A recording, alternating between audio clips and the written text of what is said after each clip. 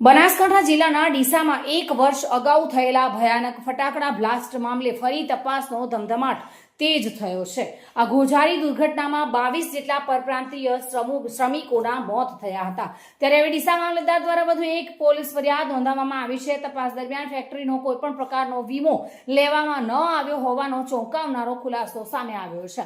બનાસકાંઠાના ડીસામાં ગેરકાયદેસર રીતે ચાલતી ફટાકડાની ફેક્ટરીમાં થયેલા ભયાનક બ્લાસ્ટ બાદ સમગ્ર રાજ્યમાં ભારે ચકચાર મચી ગઈ હતી। આ દુર્ઘટનામાં 22 જેટલા પરપ્રાંતીય શ્રમિકોએ જીવ ગુમાવ્યા હતા। હવે આ કેસમાં તપાસ વધુ તેજ બનવામાં આવી છે અને ડીસા મામલતદાર દ્વારા વધુ એક પોલીસ ફરિયાદ નોંધાવવામાં આવી છે। તપાસ દરમિયાન સામે આવ્યું છે કે ફેક્ટરીનો કોઈપણ પ્રકારનો વીમો લેવામાં આવ્યો ન હતો, જે ગંભીર બેદરકારી ગણાઈ રહી છે।